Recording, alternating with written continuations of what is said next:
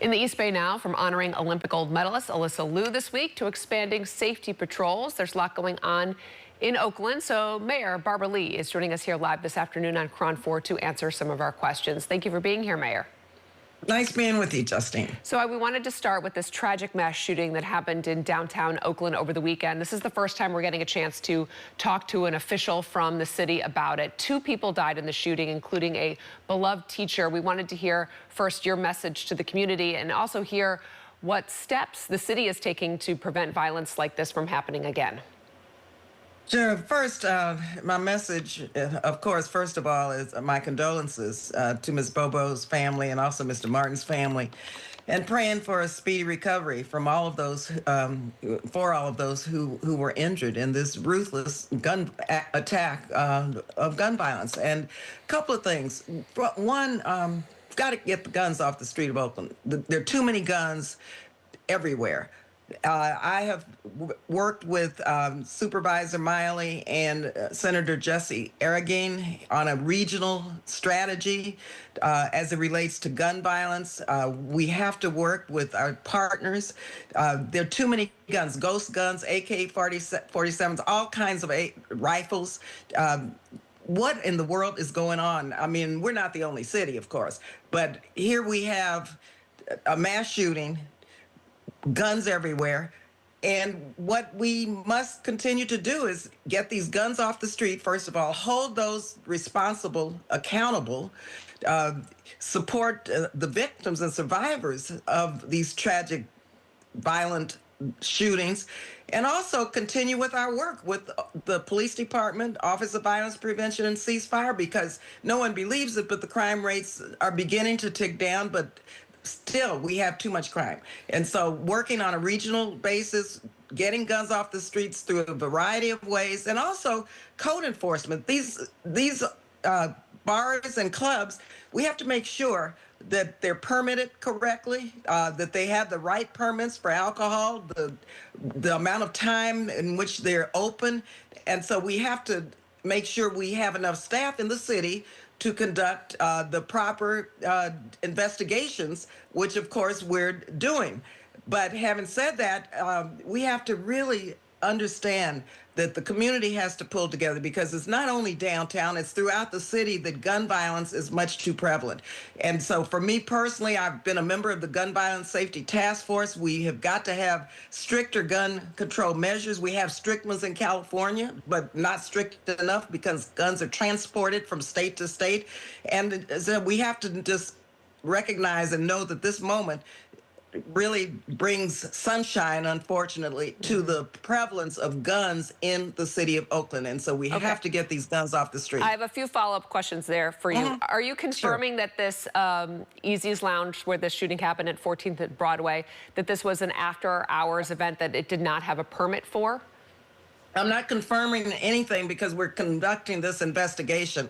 And the moment that I get the information, of course, we will definitely make it public, or OPD will either make it public immediately.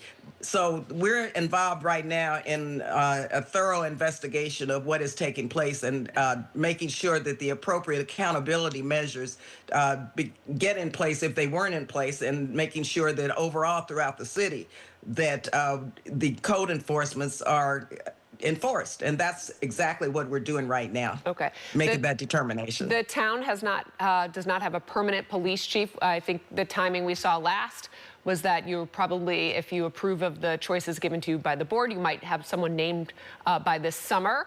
You also, we know Oakland, notorious for not having enough police officers. Do those 2 factors contribute to violence like this in Oakland? Well, we certainly need at least 700 police officers, and the attrition rate is pretty significant. But we have police officers coming back into the city. We'll announce shortly how many have returned. We have the academies on track. We were blessed in many respects to receive funding for the cadet program. PG&E and Kaiser invested in this strategy to recruit and retain cadets. 90% of those who go through the cadet program go into the force and pass. versus 60% who don't. So this is a multi-pronged, multifaceted strategy. We need more police officers, but we also need more efforts at crime prevention, and the balance between crime prevention, increasing the number of police officers, and of course working with ceasefire and our trusted messengers on the street. So this is an all hands on deck approach. And in fact, getting to 700 police officers is a priority of myself. And so we're recruiting and we're doing everything we can to get to that. And then I know that we probably need more than 700, but right now, it's important that the public understand that we're in a massive recruiting effort, and we're recruiting in new ways that had not been recruited before. The Police Commission is conducting and will conduct the hearings, and the police chief will be, the names will be submitted in terms of just process to the Police Commission. The Police Commission will submit names to myself. We will have public engagement sessions to hear from the public and what they want to hear and see in their new police chief that I need to be informed by March 11th. And I'll just give you the list of days and times we're having these engagement sessions. March 11th at the 81st Avenue Library, March 12th at 6:30 at East Bay Church of Religious Science, March the 15th at Imani Church, March the 25th at Cesar Chavez Library, March the 30th at Infirmary Park, and April 2nd at 6 o'clock at the Oakland Asian Cultural Center in Chinatown. And we're doing this because I want to make sure we have stability in the city, and I want to make sure that the new police chief meets the criteria and the aspirations of our residents as it relates to public safety, as well as police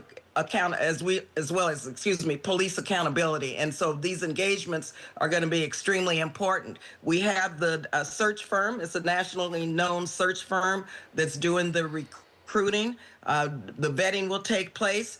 And I'm hopeful and confident that we will be able to have a process that the public sees, that is transparent, and that is a process that involves being very clear about the next police chief understanding Oakland, knowing what's required of Oakland in terms of public safety as well as police accountability.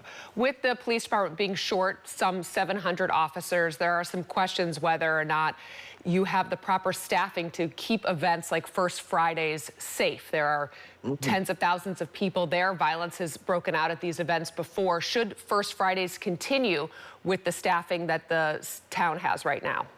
We're not short of 700 police officers. Our goal is to get to 700 police officers. We have probably about 615 officers right now who are sworn officers, and some, of course, are on medical leave or administrative leave. And quite frankly, they're coming back. We're conducting the case management reviews, and many are coming back. Apologies for getting that figure not correct there, but the bottom line of the question was, should First Fridays events continue? Yeah, well, we have a safety plan for First Fridays. Of course, there are gaps in it that we're tightening up. This last First Friday was safe, and I don't want anyone to conflate what took place at this nightclub with First Friday. Because First Friday went very smoothly, even though there were gaps. And so we need better coordination between our Department of Transportation, our Public Works Department, our Police Department. But we have a safety plan, and we want First Fridays to continue with a safety plan in place to make it safe for the public. When you see what we have accomplished in many ways, coming from zero to at least being able to mitigate against the amount of sideshows that we've seen in the past. We've been able to, with the police department at its current numbers, which are certainly lacking, but we're able to begin to cite sideshow participants. We've been able to stop many sideshows that have come into town before they get into town, because we're working on public safety measures and strategies on a regional basis. And so this has been a priority of myself. And we have, this didn't just start in the last year or two. We've had years of deficits in terms of deficiencies in funding for public safety. And we're trying to make sure that we have the adequate funding to be able to have the numbers of sworn officers on patrols. And also we have non-sworn public safety officers who do a phenomenal job in terms of our ambassadors. They don't carry weapons, but they keep communities safe. And so it's working with our business improvement districts and working with our OPD and the Department of Violence Prevention. We have strategies that we know work, and they're working. And it's unfortunate, and it's horrific that we have these incidences of gun violence and violence, because it's a very sobering and scary moment for residents to realize that our city still has many, many challenges. But we do know for a fact that the crime rate in all categories is coming down, even though right now people don't feel it and don't believe it. And so just as mayor, I just want to reassure you that we're working every single day with OPD to increase the number of police officers and increase the number of public safety officials and patrol officers, so that our city can be, I always say the safest, the cleanest, and the greenest city in the country. All right, so I wanted to ask now about the Oakland Alameda Access Project. There are some unhoused residents there. They were recently removed from that area. They say that they're not getting enough help from the city. Is that true? How do you want to respond? Well, this is a city, Caltrans, and county responsibility. And in fact, let me just say, the encampment management team has been conducting outreach since February 9th, offering shelter beds. Not enough do we have in terms of options, but we have enough for people who want to accept the shelter beds on an interim basis. And this speaks volumes as to why I established our Office of Homelessness Solutions, because we've got to get to build more transitional housing. We must have more permanent housing. And so we have a strategic plan that will begin to accomplish that. And so we're looking very carefully at where we can find shelter for individuals who are living in encampments once they're closed. We're coordinating with Caltrans. We are providing the services that people need, but just shifting people between jurisdictions without a path to housing is not acceptable. And so this is a balancing act that we must continue with in terms of making sure neighborhoods are safe and clean, making sure that there are places for people to go when there are disruptions and encampments are closed. And that's why our strategic plan focuses on getting people into stable housing, transitional housing, not just to different areas to set up new encampments or new tent cities. And so, quite frankly, we're very focused on this and trying to make sure we have the resources to begin to have the type of clean and safe housing that people need. And finally, I'll just say, many people who are living on the streets are working. They're part of the working poor. And here in Oakland, we are 22% of the county. We have about, I think, 58% of the county's unsheltered population in Oakland, and over 70% are Black. And so there's a racial inequity issue also that must be addressed. And we're working with the county on Measure W funding. That's tax dollars that finally were released, working with our state, working with Caltrans and the governor's office to bring in more resources so that we can have a comprehensive approach to beginning to reduce and end homelessness as we know it. And it's a very heavy lift, but we are working on this. And I think right now with what's taking place here as a result of Caltrans trying to conduct their work with the closures and the notices that went out, they did go out early, but still we're here now. And so we have a duty and responsibility to help people find shelter and also to continue with the services and not just go from place to place to place on the streets. Finally here, Oakland is about to have a big celebration on Thursday right outside at City Hall for Alyssa Liu. The town seems very, very proud of her. We wanted to know, is she actually going to be there? Will we see her when we're at the celebration? And what does the city have planned? Oh, yeah, she's definitely going to be there. Actually, she helped us craft what we're presenting to the public. She's a very sensitive, very humble young woman. I had the privilege to meet her in August, and I tell you, I have to say I'm a fangirl also. But we're going to have an event at Frank Ogawa Plaza. Already 7,000 people have signed up to attend, and so if you're not able to attend, please watch it on television or live stream it, because it will be live streamed. We're expecting about 7,000 people around City Hall. So it's really a joy to have her here. She's filled us with Oakland pride. She is brilliant. She's joyful. She's unbelievable, skilled ice skater. And she claimed this gold for herself, of course, her family, but for our city and our country. And so she's filling all of us with a heck of a lot of joy and a heck of a lot of pride. And I look forward to seeing her again. The doors open at 9 o'clock. The program starts around noon. And we'll have surprise artists and guests, and of course, music. And this is an event that has been created with her input. And so I'm very excited about what's going to take place. It should bring a lot of joy.